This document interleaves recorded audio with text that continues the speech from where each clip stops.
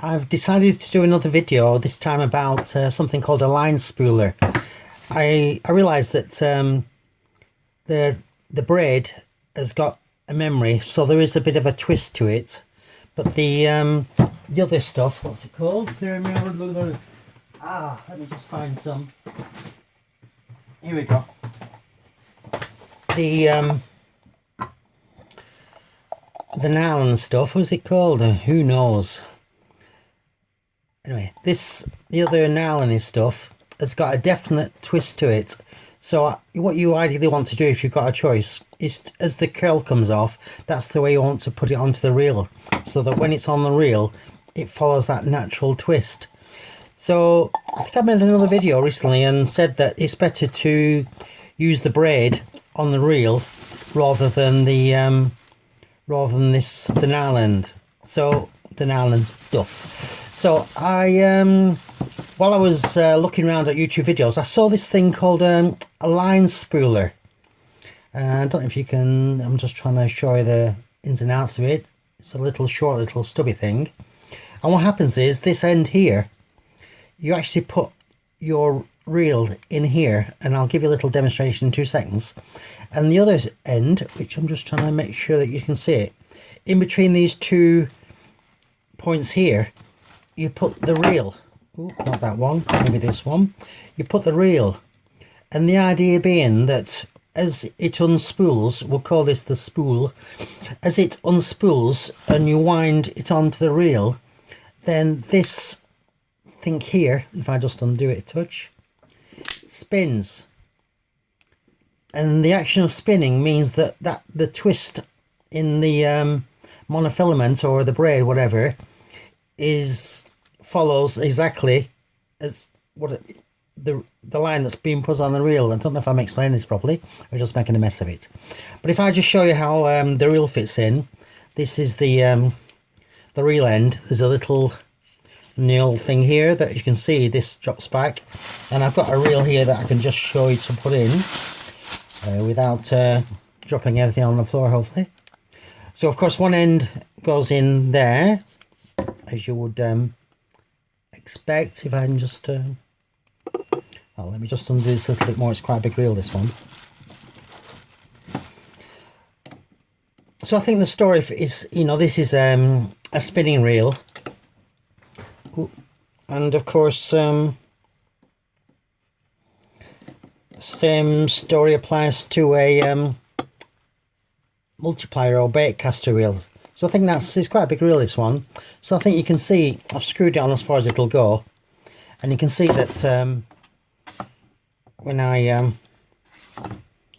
turn it, of course, and you've got your spool at the other end, then of course the line is going to run onto the reel, including some twist. That's the theory of this thing, and it's really quite a smart contraption, if we call it that. Let me just take this reel off, and then I can move on to the bit that's that I want to talk about, really. Okay, that's got the reel off. Let me just stick in this plastic bag thing. So I thought to myself, when I saw this on YouTube and I saw quite a few people demonstrating, I thought, oh yeah, that's a really good idea. This idea of trying to, the line twist is in the line, so you can't get rid of it. So if you can replicate it onto the reel, then as you cast and when you reel in, then the line will still have that twist in it, and it won't get twisted, if that's the answer. So anyway, I got this a week or 2 back. If I just let me just lock it, there's a little locking mechanism here, and I should mention before I go farther, there's a big knurled thing here, and what happens with that is as you turn it, I think, downwards, it pulls in these 2 arms. You can see that you can't really see it. You can see it moves down here. These are actually spring loaded anyway, so you can see it, they're quite springy. So I got my what I did, of course, I got my reel of braid, and I'll give you a little bit of demonstration. I took the wrapper away from here, of course, and of course I think this is about 15mm diameter down there, which fits these knobbly bits perfectly. If I can just without making a right hash of this, put the 2 bits in.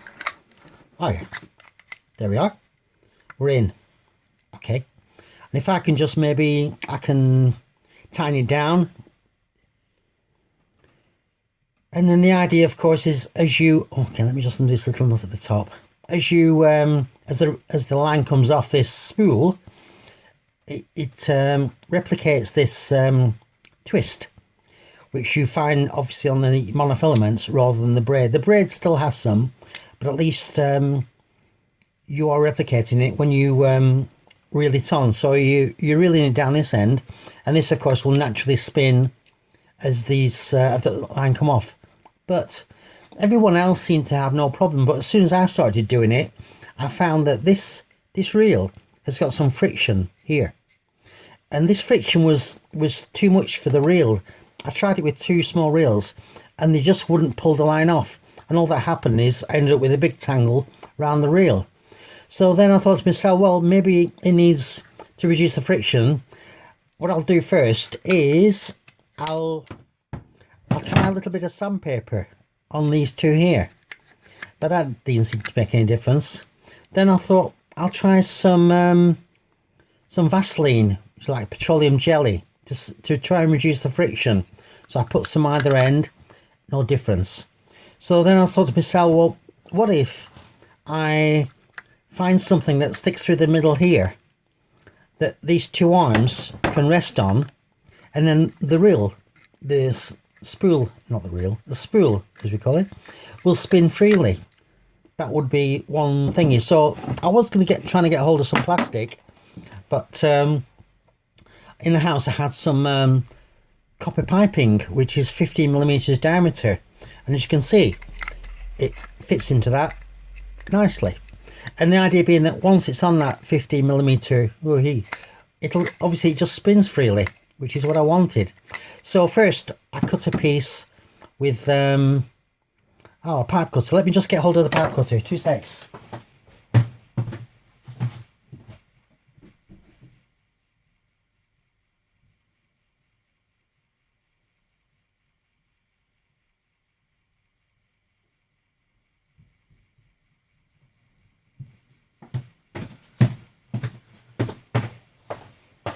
Okay, sorry about the delay. This is a pipe cutter. It's a little, few dollars they cost. They're only a cheap little thing. And you apply pressure of this little thing, little wheel here. It's got a sharp edge.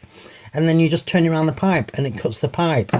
So what I first did was to cut one that was, I think it was 80mm length.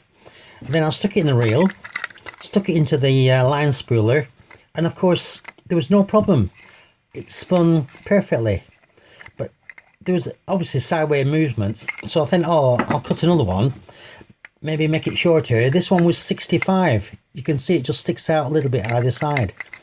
And again, it was no problem. It spun on it, no problem at all. So then I thought I'll just make it more to the size. I think this one is 60mm. So if I just stick it inside the line spooler just to give a demonstration. That's the idea anyway. Oh, here we go, hopefully. Yep. Okay, we're in there now. Okay, and then I with this nail knob at the top, I tightened it down. I think that released it and tightened it down. Yeah, when I tried it first, I did release all the tension, but it still wouldn't turn. There was still too much friction. So I tightened this down, which will hold this in here quite securely. And if I just lock this at the top so it doesn't spin, and as you can see, it spins.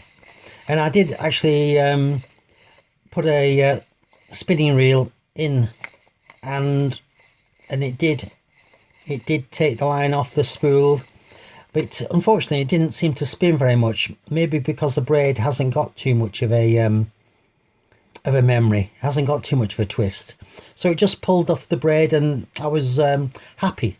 I thought I'd run through this video really because I never saw anybody had any problems, and yet as soon as I tried, I seem to have a problem. It seems to be the way, doesn't it? So I thought I'd just give you a quick demonstration. I think this line spool is brilliant. There's no question about it. And the idea is brilliant. But unfortunately, as soon as I started to try and use it, it it didn't work properly. But you can see now from this, no problem. Obviously you don't have to use copper pipe, you can use some plastic pipe or whatever you like really, as long as it's rigid. But it just allows this spool to spin freely. Okay, I think that's the end of the video today. Hope you enjoy watching. Okay, see you later. Bye.